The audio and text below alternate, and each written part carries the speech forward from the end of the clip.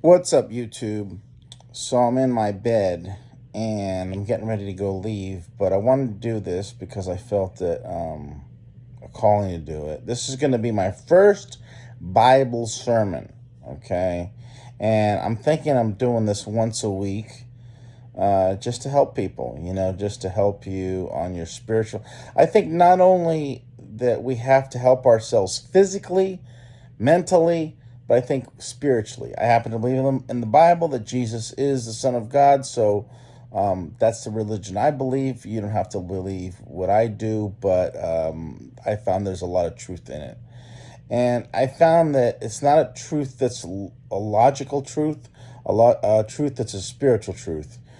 A truth of like you seeing your baby being born, or you fall in love, things that are not tangible, things that are intangible yet tangible, things that you can feel only in your spiritual man. I also believe that there's three sources within the mind and within the human being. It's your body, your soul, and your spirit. And your body is, your body, your heart, your blood, everything that's physical. Your soul is your mind, will, and emotion. And the spiritual man is like you go into a room and you kind of like, oh, I don't feel good in this place. I don't like this environment. I see this energy.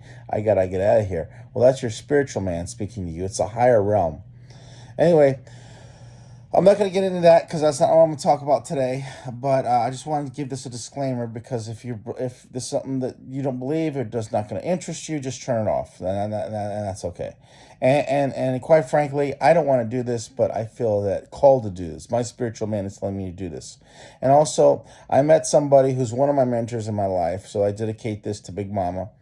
And that she said, well, she's like, well, I don't know. Why don't you do it? You have the gift. And I'm like, I just don't want to do this. It's just not my thing. But anyway, so let's just, it's not about what I want. It's about what is the greater good, right? And the greater good is serving mankind and changing lives. So when I leave this planet, I can leave this planet where, hey, I did my best. Okay, so here we go.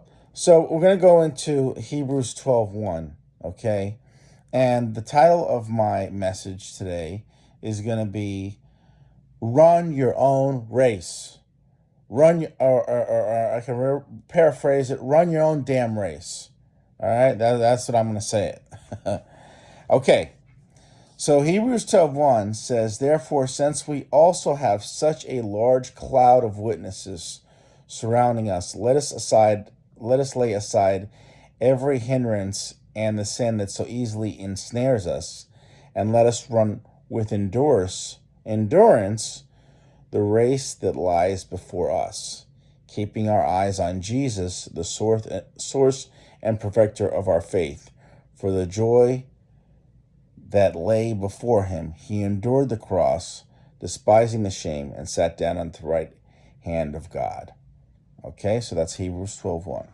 And then I'm also going to go and read from Proverbs. Proverbs chapter 3, verse 5. And I'm going to read, this is the New Living Translation version, and I'm also going to give you a different version. But Hebrews 3:5 says, trust in the Lord with all your heart, and do not rely on your own understanding. In all your ways, know him, and he will direct your paths. Now, another translation says, in all your ways, acknowledge God, and he shall direct your paths. All right. So, let me just say this. Sometimes people are going to pull on your energy and strength, and they're going to be like, look, let's go and get involved in something. Let's volunteer in something. Your wife or your girlfriend or something, or maybe your friend will say, look, I need your help on this. I need your help on my agenda, on my plan. Well, you got to ask yourself something. Sometimes you can say yes, okay? But sometimes you got to say, well, that's your race. I had somebody come up to me with some kind of plan that they wanted to do, some kind of business they wanted to start. And I said, well, look, that's not my race. I'm not doing that. That's not for me. Um, you got to ask yourself, number one, what's for you? Number two, acknowledge God. Show some honor with God. I had a situation with this girl that I was with that, it got to be to a point to where she could not listen. I would sit here and explain. I always date younger women, so there's usually a 20-year age gap. And when you're dating a younger woman, you have to kind of teach her like what you want as a man, like, because it's a different dynamic. It's a different way of thinking. So I had to teach her what I wanted, and I would explain what I didn't want. And so I would be like, look, you got to do this, this, this, and this. And it's like she wasn't getting it. And sometimes you have to understand that not everybody's for you. Some people are going to run one with your race, or some people, like in my situation, are going to want to pull you into their race and pull you into their drama, into their chaos in their life. And you have to say no quickly. You have to say no quickly. You have to learn to say no quickly. You have to learn to hold your ground and stand your ground and say, look, I'm not running your race. But at the same time, when I was talking to her, this is the point I wanted to make, I kind of forgot. When I was talking to her, when I was explaining things, I would get kind of cruel. And I've already told her, like, if I told her once and I told her twice, and then at the third time I got to freaking tell her, now it's going to be a little bit more aggressive. My tone, the way I talked. Now, I would never hit her. I never kicked her ass. I'm just, if it goes to that point, then it's gone too far. You need to end a relationship quick, because, so I would tell her like the third time and I would get more aggressive. But then I said, look, Proverbs 3:5, acknowledge God in all your ways and he will direct your paths. I have to know that maybe she can't hurt me. She's not going to kick my ass. She can't affect my bank account. She can't do none of that. But I've got to acknowledge that God can. You understand? That God can. So I can't treat her any kind of way. I've got to fear God, because even though maybe her father is not around, but God the Father is around. So I had to be like, whoa, I need to end this relationship. I need to distance myself from this person. I need to separate myself from this person. And I think also, like, when you don't separate from someone when you're supposed to, and only you're like this again, we're talking about the spiritual man. Your spirit will tell you, your intuition, okay? It'll tell you. If you don't separate yourself from that person with the spiritual man, and you listen to it, you're going to continue to sin. You're going to continue to sow. You're going to sow that seed of cruelty that's going to come back on you. I think, in my opinion. This is my opinion. Okay, you don't have to think. I think you're supposed to get out of a situation when you're being cruel to someone. You don't want to sow that seed. You want to be good and kind. And again, goes back to Proverbs 3:5. Acknowledge God in all your ways, and he will direct your paths. Okay? And know that, and this isn't going to be long, and I'm getting ready to wrap up here, and know that God had endured the cross, despising the shame. And we're going back to Proverbs 12:1 and 2. It's just two verses. And we lay aside every hindrance and sin that so easily ensnares us.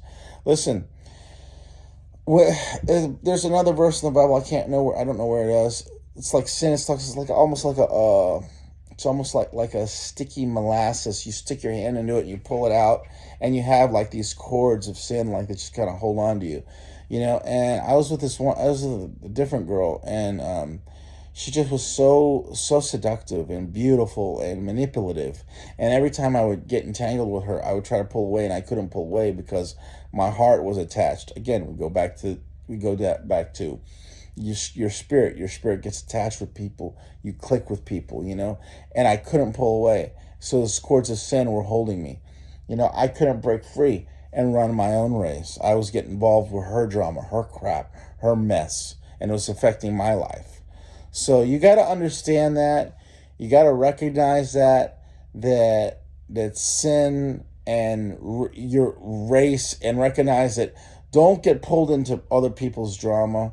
Acknowledge God in all your ways. He'll direct your paths. Don't treat people cruelly, and just listen to yourself. Listen to yourself, and trust your intuition. Okay, I think that's one of the biggest mistakes that people don't do, and including me. I have gone through so many times where I have regretted my intuition. So I just want to share that with you. Okay, hopefully this will help you and affect your life. And again, Jesus, when he was on the earth, he was a friend of sinners. I'm definitely good at that. All right. Anyway, thanks for watching. Take care, and God bless you. Do something spiritual today, and you go to the beach, watch the sunrise, have fun, enjoy your life. You're only going to live once. Plan your pleasure, because pain plans itself. Thanks for watching.